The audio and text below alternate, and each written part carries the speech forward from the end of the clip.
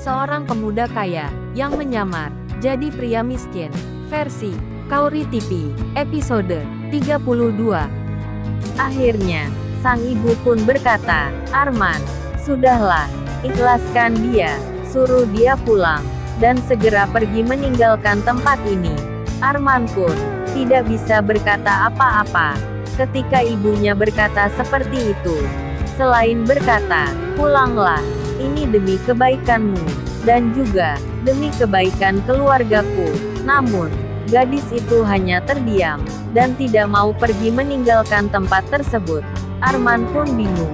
Di satu sisi, hatinya itu sangat mencintai gadis itu, tapi dia pun sadar diri akan dirinya siapa, maka dengan terpaksa mengikuti perkataan ibunya. Lalu, dia pun menyuruhnya agar pergi. "Ayo kita pulang, biar aku antar sampai ke rumahmu," kata Arman, yang mengajak gadis itu pulang. Lalu gadis itu menyahut, "Ini sudah malam, apa kamu nggak sayang sama aku? Apa kamu nggak khawatir denganku? Apa kamu nggak takut kalau aku kenapa-napa?" tanya gadis itu. Arman pun jadi kebingungan. Lalu Arman langsung menoleh ke arah ibunya yang berada di sampingnya. Namun, ibunya pun dirundung kebingungan. Serba salah, apa yang harus dilakukannya? Di saat-saat semua terdiam, gadis itu berkata, "Saya tinggal di sini aja. Saya nggak mau pergi. Saya sangat mencintaimu." Lalu, Arman pun izin sama ibunya agar gadis itu untuk sementara menginap di rumahnya. "Ibu, saya mohon sama ibu, izinkan dia untuk tinggal di sini untuk sementara waktu. Biar saya tidur di tempat paman saja. Biar ibu dan dia tidur di rumah ini," kata Arman sambil menunjuk ke gubuknya yang sudah reot itu. "Lebih baik kamu antar dia pulang. Jangan tidur di sini. Tempat ini tidak layak untuknya. Seperti yang Pak Lurah katakan, tempat ini seperti kandang kambing. Tapi Bu, kasihanilah dia. Dia jauh-jauh ke sini, jalan kaki sendiri, hingga ke tempat ini. Bila harus pulang, pasti dia kelelahan Bu. Aku mohon sama Ibu, agar mengizinkan dia menginap di sini." Akhirnya, setelah Arman memohon-mohon, sang ibu pun tidak enak hati. Hingga akhirnya, ibu Arman pun mengizinkannya. Karena kasihan sama gadis itu. "Bila harus pulang malam, ya sudah, silakan masuk," kata sang ibu. Gadis itu pun masuk bersama ibu Arman. Ibunya Arman pun tidak enak hati karena tempatnya yang kurang memadai. "Maaf nak, gubuk ibu ini sangat jelek. Sebenarnya, ibu nggak enak hati bila harus tidur di sini, karena gubuk ini tidak layak untuk ditinggali oleh orang kaya sepertimu." "Tidak apa-apa Bu, malah saya sangat berterima kasih sudah diizinkan menginap di sini." Sementara Arman, dia meninggalkan tempat tersebut dan menuju ke rumah pamannya untuk tidur di sana, biar tidak jadi bahan ocehan tetangganya. Setibanya di rumah pamannya, sang paman pun terkejut karena kedatangan Arman ini yang sudah larut malam. Karena pamannya terkejut, jadi dengan sontak sang paman pun menyebut namanya. "Arman, tumben malam-malam kesini. Mana ibumu?" ujar pamannya. "Ibu di rumah, dan saya pengen nginep di rumah paman," jawab Arman. "Oh, mau nginep? Ya sudah, silakan masuk ke kamar. Di kamar yang tengah ya. Hanya kamar itu yang kosong. Lalu silakan segera tidur," kata pamannya.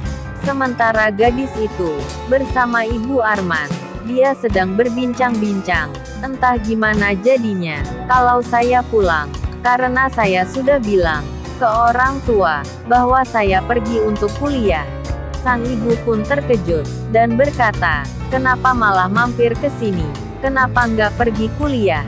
Kalau ketahuan Pak Lurah pasti marah besar sama ibu dan juga Arman." "Tapi Bu, saya sangat mencintai Arman," kata gadis itu. Ketika mendengar kata-kata itu, sang ibu pun menasehatinya, agar segera melupakan Arman, dengan berkata, buang jauh-jauh rasa cinta itu. Karena rasa cintamu ada dalam cinta yang salah. Bukan masalah cintanya yang salah, tapi kurang tepatnya dalam meletakkan cinta itu. Kamu orang kaya, sedangkan Arman hanya orang miskin. Untuk makan sehari-hari saja susah. Kalau tidak kerja, maka kami tidak makan. Hidupmu dan hidup Arman berbeda, bagaikan langit dan bumi, yang tidak akan pernah bisa untuk bersatu. Jadi ibu mohon, belajarlah untuk melupakan Arman. Dari tingkat pendidikan saja, kalian sudah berbeda jauh. Arman hanya tamatan SMP. Sedangkan kamu, saat ini, kamu sedang kuliah. Jangan sia-siakan hidup indahmu. Jangan kau hancurkan keindahan hidupmu dengan kehadiran seorang Arman, yang hanya orang biasa, kata ibunya, yang menjelaskan siapa Arman, dan siapa gadis itu. Lalu gadis itu menyahut, tapi saya sangat mencintai Arman Bu, ujar gadis itu, yang berulang kali berkata seperti itu lagi. Iya, ibu tahu, rasa cintamu sangat besar, tapi berpikir jernihlah. Kalian berdua itu ibarat air dan minyak yang berada dalam satu gelas. Meskipun dipersatukan, tidak akan pernah bisa menyatu. Minyak akan selalu memisahkan diri dari air. Meskipun notabenanya sama-sama air, sama-sama basah. Ketika kita genggam, tapi tidak akan bisa menyatu. Minyak tetaplah minyak, dan air tetaplah air. Lalu gadis itu berkata, apa sudah tidak ada jalan untuk kami bersatu dan hidup bersama? Tanya gadis itu. Sang ibu pun menjawab, sebenarnya sudah tidak ada, tapi satu-satunya jalan. Berdoalah. Jika Tuhan menghendaki cinta kalian, maka kalian akan bisa bersatu dan hidup bersama, kata sang ibu, sambil tersenyum ke arah gadis itu, untuk menguatkan hatinya. Sementara gadis itu hanya terdiam, dan tidak berkata apa-apa. Cinta yang begitu berat, untuk dijalani oleh gadis itu, bersama pujaan hatinya, hartalah yang menjadi penghalang untuk cinta mereka berdua. Harta itu memang bukan sumber satu-satunya kebahagiaan. Akan tetapi, tanpa harta hidup menjadi hampa. Karena hari semakin gelap, dan sudah larut malam. Akhirnya, mereka pun tertidur. Setelah adu argumen, kemudian, setelah beberapa jam berlalu, hari sudah menunjukkan matahari. Itu artinya, hari esok sudah tiba. Seperti biasa, Arman bekerja sebagai buruh. Dia bekerja di ladang orang. Dan kadang pula, dia bekerja di sawah orang lain, yang mengharap imbalan untuk kehidupannya sehari-hari. Pagi itu Arman pergi bekerja. Namun, dia tidak pulang ke rumahnya. Dari rumah pamannya, dia langsung menuju ke ladang. Seperti biasanya dia bekerja di orang itu. Hari demi hari pun dilewati. Namun, gadis itu pun masih menginap di gubuk Arman. Rupanya, dia betah tinggal di gubuk tersebut. Meskipun ibunya Arman sudah menyuruhnya untuk segera meninggalkan tempat tersebut. Sementara Arman masih tinggal di rumah pamannya. Sang paman pun heran, kenapa Arman tidak pulang-pulang ke rumah. Hingga akhirnya, tibalah hari Jumat, di mana ketika hari Jumat, Arman meliburkan dirinya, dan memfokuskan diri, untuk beribadah. Lalu, pamannya memanggil Arman. Arman, kamu sudah mau seminggu di sini. Bukan paman mau mengusirmu.